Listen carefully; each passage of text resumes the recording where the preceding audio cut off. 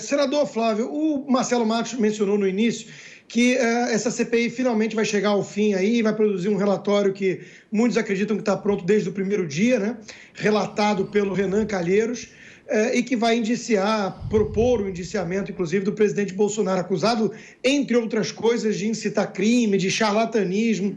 O senhor protagonizou alguns momentos curiosos ali, interessantes, participou de várias sessões, teve aquela coisa de, imagina ser preso por um vagabundo, né, como o relator Renan Calheiros. A pergunta que eu lhe faço é qual o balanço líquido dessa CPI que vai chegando ao fim?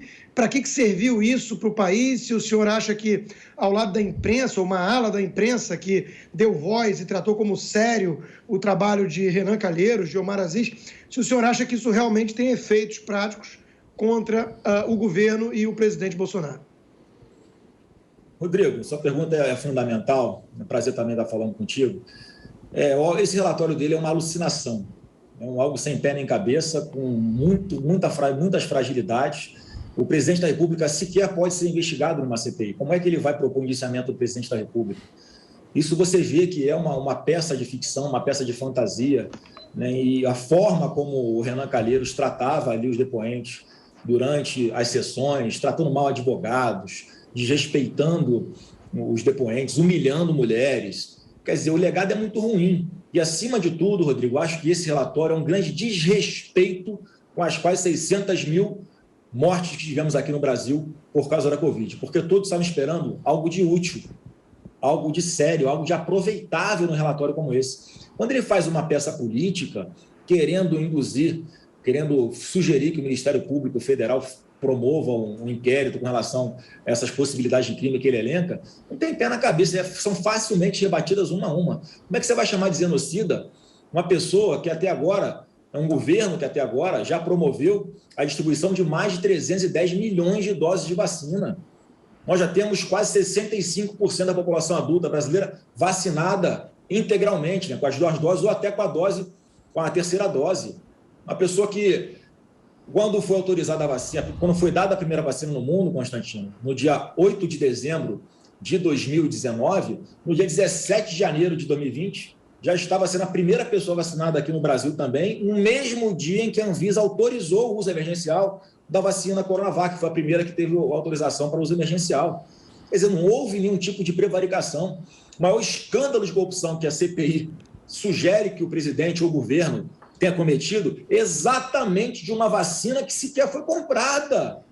Ou seja, não foi gasto R$1 de dinheiro público. Como é que você pode falar que houve desvio de alguma coisa?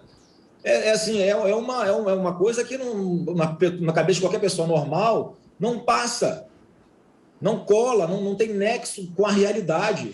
Então, isso é muito ruim, inclusive, para a imagem do Senado. Como é que a população olha para o Senado Federal hoje?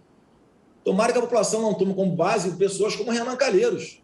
Ele quer indiciar o presidente por 11 crimes, deve ser porque ele está querendo equiparar a quantidade de crimes que ele responde na justiça. Será que é isso? Que é muito mais do que isso? Será que ele está querendo, né, arrumar alguma coisa do Bolsonaro para competir com ele? Não vai conseguir. Vai continuar esperando por muito mais crimes, inclusive um que eu encaminhei, que eu fiz a representação ao Ministério Público Federal, sobre o vazamento de informação privilegiada, porque em um dos interrogatórios que ele fez com o Fábio Van Garten, ele usou elementos que estavam dentro de um inquérito sigiloso sob a guarda do ministro Alexandre de Moraes, um inquérito das fake news. Ele leu lá uma pergunta para o Fábio Faria, lendo o depoimento do vereador Carlos Bolsonaro nesse inquérito sobre fake news. Quer dizer, uma coisa estava sob sigilo, ele tem acesso, e como relator da CPI, ele ainda usa isso contra um depoente. Isso é muito grave, isso é uma falta de responsabilidade, isso é mais um crime que ele vai ter que responder.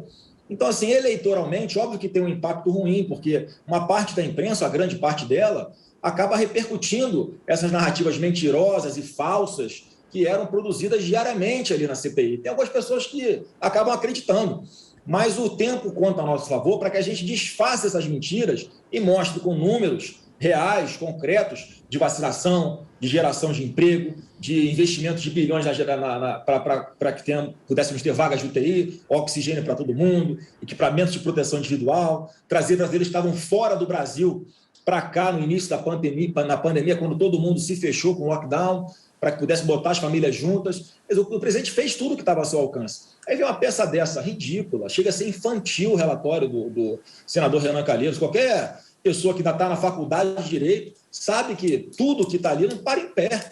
Não para em pé, não tem nexo de causalidade com nada. E como quando ele quer indiciar alguém por fake news, será que ele não sabe que fake news nem tipificado como crime é? E ele está querendo pedir um indiciamento por isso? Então, acredito que caso esse relatório seja aprovado, vamos trabalhar para que não seja, quando se chegar até o Ministério Público Federal, não vai ter mais o que fazer a não ser arquivar no mesmo dia, se for possível, porque não tem nada que se aproveite nesse relatório, Rodrigo.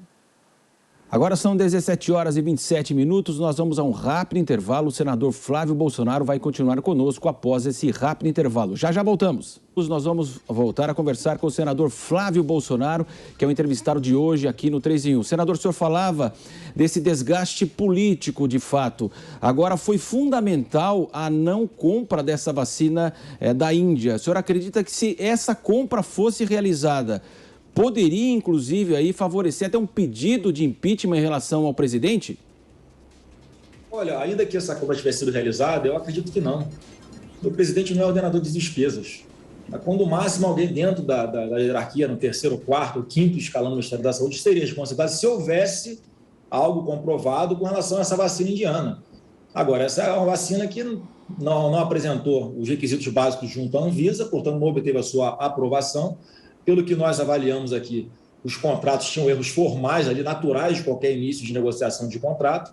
E é engraçado uma coisa, né? A CPI acusa algumas pessoas dentro do Ministério da Saúde de ter pressionado para que essa vacina tivesse o seu trâmite mais rápido dentro do Ministério. E são as mesmas pessoas que acusam isso, que acusam dessa forma, dizem que o governo demorou muito a comprar as vacinas. Quer dizer, olha aqui como é que o discurso, independente do que tenha sido feito, para um lado ou para o outro, eles conseguem dar pancada no governo. Quer dizer, se não tenta acelerar o procedimento dentro do Ministério da Saúde, está sendo conivente, né? Está atrasando a compra da vacina. Se tenta acelerar, está pressionando para obter alguma vantagem. Então, acho que essa questão da Covaxin, é óbvio que o próprio Ministério Público está investigando isso, acho que é uma investigação muito mais séria do que a da CPI, é um exemplo que eu acredito que aconteceu, que foi uma das consequências da CPI. Ela conseguiu afastar qualquer laboratório que tivesse interesse de vender outras vacinas ao Brasil de virem para cá. O que pode ter passado na cabeça deles? Eu vou tentar fazer um contrato com um país para vender o meu produto, que é um produto sério, que é um produto respeitado, que já vendo para não sei quantos outros países, para ter que passar o constrangimento, talvez, sentar num banco daquele de CPI e ser acusado por Renan Calheiros de estar promovendo algum tipo de vantagem indevida ou burlando a lei. Então, essa atitude agressiva de alguns membros da CPI contra laboratórios, contra planos de saúde, a única coisa de prático que conseguiram foi inviabilizar a vinda de mais vacinas para o Brasil. Quantas vacinas o senador Renan Calheiros levou para Alagoas? Quantas vacinas seu filho, governador de Alagoas, comprou para os alagoanos? Nenhuma. Vocês de Alagoas agradeçam ao presidente Bolsonaro, porque todas as vacinas que vocês estão tomando foram adquiridas pelo governo dele. Se dependesse do Renan Calheiros, vocês iam estar até agora sem nada.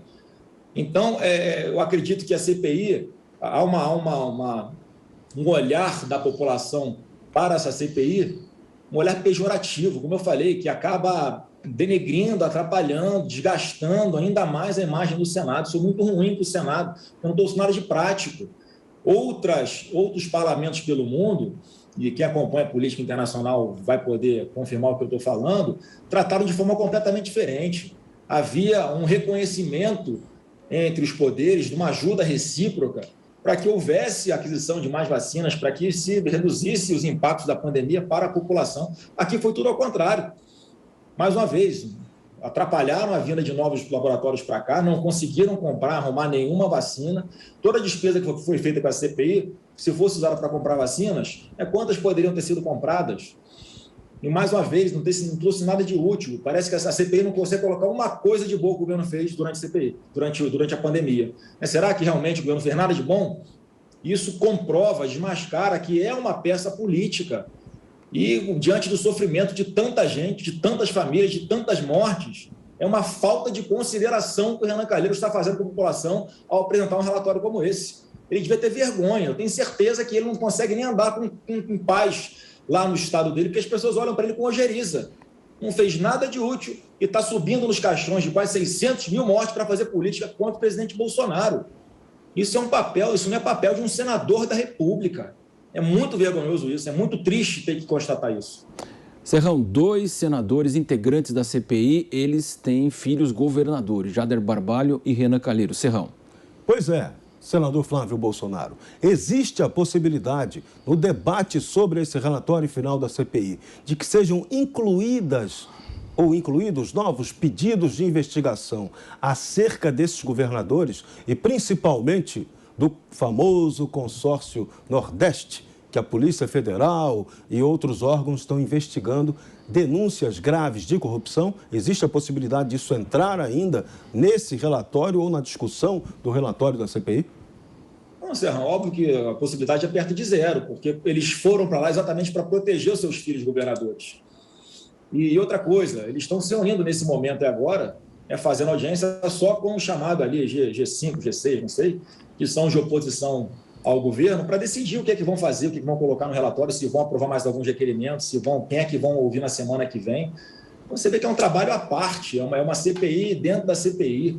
Eles não respeitam nem a opinião de quem pensa diferente dos próprios membros da CPI. Quer dizer, eu não fui chamado para a reunião do Comércio, o Marcos Rogério não foi, o senador Reis, Jorginho Melo, o Fernando Bezerra, ninguém foi. Eles não suportam nem ouvir o contraditório, não estão nem aí. Eles fazem o que bem entendem, constrangem as pessoas, abuso de autoridade toda a sessão, um atrás do outro, com relação a quem vai lá depor, em relação aos parlamentares, aos advogados. Quer dizer, é uma vergonha o que aconteceu nessa CPI. Eu tenho certeza que esse instrumento que é importante, o instrumento das minorias que é usado para se tentar buscar coisas sérias, além de não trazer nada de produtivo, trouxe muita coisa de ruim. Só conseguiu trazer narrativas mentirosas, afastar produtores de vacina, não levar nada para a população de útil. Quantos tubos de oxigênio a CPI conseguiu levar lá para Manaus, quando houve aquela falta de oxigênio? E depois, o que é que a CPI está fazendo, por exemplo, para evitar que situações como essa aconteçam de novo? No tocante a termos aqui uma malha de produção de oxigênio que não seja tão dependente só de um grande produtor. Quer dizer, tanta coisa boa que a CPI poderia estar ajudando a fazer, que não fez nada de prático. Por exemplo, lá no Amazonas, o sistema de saúde sempre foi colapsado. Se não fosse o presidente Bolsonaro, com toda a sua equipe, o seu ministério, os seus técnicos, o ministro Queiroga, o ministro Pazuello, muito mais pessoas teriam tido algum tipo de problema naquela situação lá em janeiro.